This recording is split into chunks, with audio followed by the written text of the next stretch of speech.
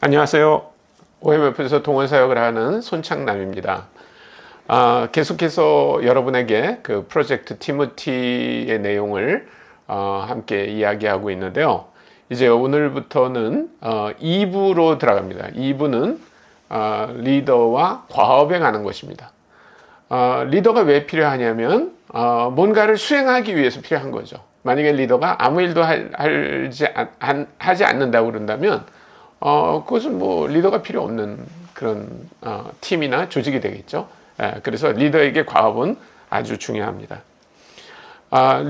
리더가 과업을 수행하는 데 있어서 성공적으로 수행을 해야 됩니다. 그래야만 리더도 성취감을 얻게 되고 또 그래서 계속해서 리드할 수 있는 그런 조건이 된다고 봅니다. 근데 많은 분들이 오해하고 있는 것 중에 하나가 영적인 리더는 성취에 대해서 별로 중요하게 생각하지 않는다고 생각하는데 그렇지 않습니다. 영적인 리더다 하더라도 뭔가를 이뤄내야 되는 것은 틀림이 없습니다. 그것이 하나님이 우리에게 허락하신 과업이기 때문에 그렇습니다. 중국 내지선교회를 시작한 허드슨 테일러는 이렇게 사역과 영성이 잘 균형을 잡은 리더라고 보여지는데 제가 한번 그 증손자를 만난 적이 있습니다. 그분하고 대화를 하다가 깜짝 놀란 건 뭐냐면 허드슨 테일러는 과업을 굉장히 중요하게 생각한 리더였다는 것입니다. 우리가 알고 있는 허드슨 테일러는 굉장히 영적인 리더고 아주 영성이 뛰어난 리더지만 그러나 과업이 아주 중요했다는 것입니다. 그래서 중국 내지 선교회 선교사들에게 늘 이렇게 말했대요. Don't tell me about what you are going to do. Tell me about what you have done.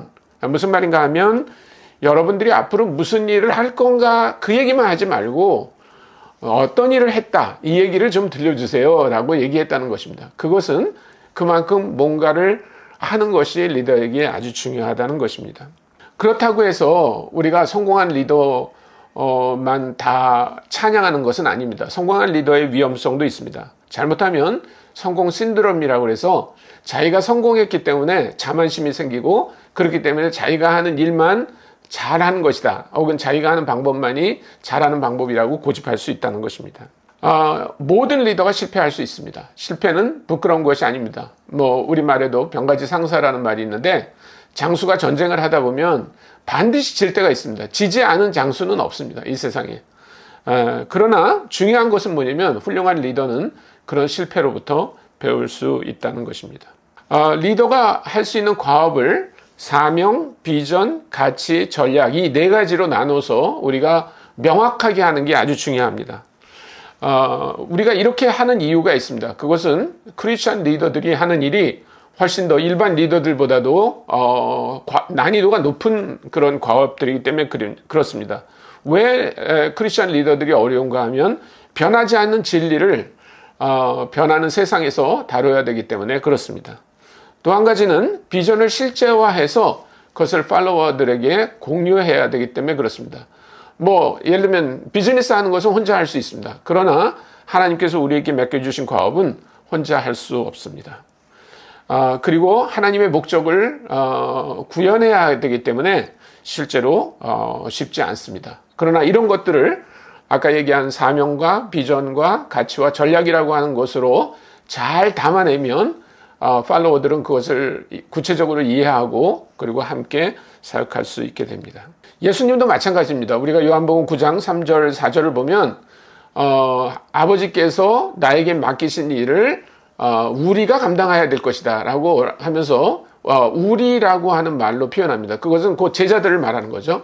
그러니까 하나님께서 예수 그리스도께 하라고 하신 일을 예수님 혼자서 하신 게 아니라 그것을 제자들과 함께 했다고 하는 것입니다. 그래서 17장 4절에도 보면 내가 아버지께서 하라고 하신 일을 다 해서 하나님께 영광을 돌렸습니다 라고 말하거든요. 그러니까 과업이라고 하는 것이 예수님께도 굉장히 중요한 일이었다고 하는 것입니다. 예수님은 12명의 제자들을 통해서 이 과업을 완성하시려고 노력하셨습니다. 바울의 사례도 마찬가지입니다.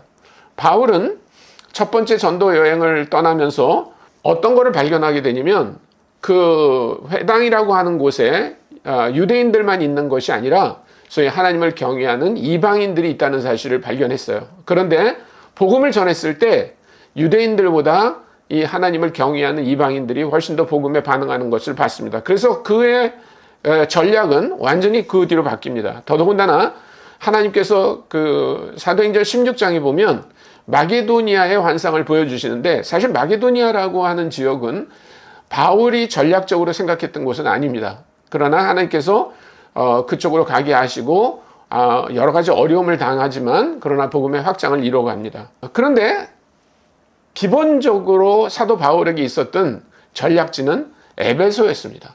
에베소는 그 당시에 로마 제국의 동쪽에 있는 큰 도시 중에 아주 중요한 요충지였고, 그곳을 전략 중심지로 삼아서 사도행전 19장에 보면 굉장히 큰 사역들이 일어나는 것을 볼 수 있습니다.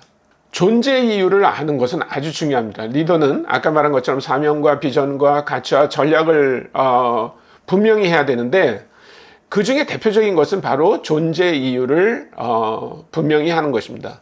저는 선교사로 가기 전에 국립세무대학에서 교수로 있었는데, 국립세무대학에 갔을 때 거기 이미 기독학생회가 있었습니다.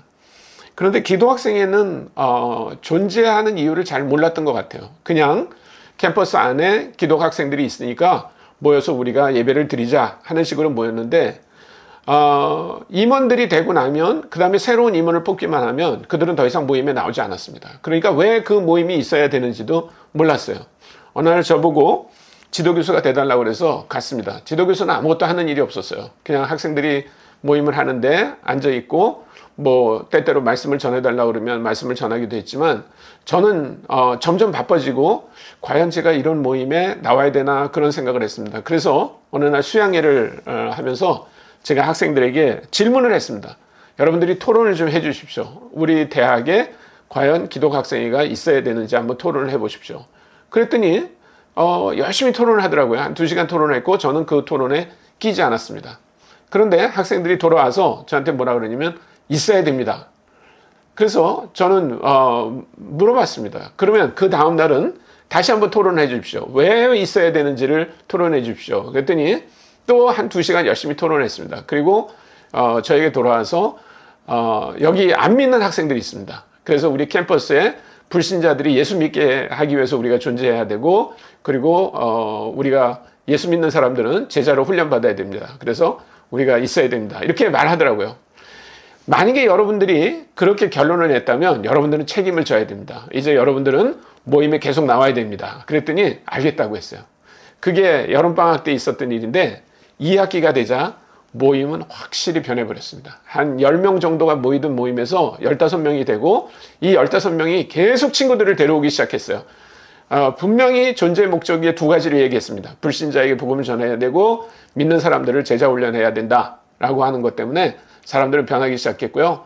2년 만에 저희 모임은 70명이 모이는 그런 모임이 됐습니다. 저희 전체 대학 학생이 700명이었기 때문에 70명이면 10분의 1이 모이는 그런 모임으로 변했습니다. OMF도 마찬가지입니다. OMF도 언제나 이런 해야 될 일에 대해서 아주 명확하게 이것을 표시하는데, OMF가 5가지 조직의 원리라고 하는 것을 잠깐 소개를 좀 드리면요. 사용 목적의 초점, 그러니까 우리가 가지고 있는 모든 자원을 우리가 하려고 하는 사역에 맞춰야 된다고 하는 것입니다. 구성원의 효율성의 증대, 무엇보다 조직 안에서 중요한 것은 멤버들입니다. 그래서 멤버들을 어떻게 훈련하고 성장하게 할 건가 하는 것이 아주 중요한 목표가 됩니다.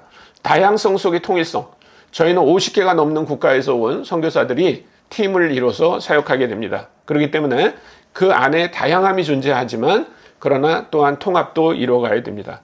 적합한 조직 구조, 저희들은 조직 구조는 언제나 바뀔 수 있다고 생각합니다. 아까 얘기한 사역의 목적을 분명히 한다면 그 목적을 이루기 위해서 어떤 구조를 이뤄야 될 건가는 늘 연구하고 토론하고 하면서 변화시켜 갑니다.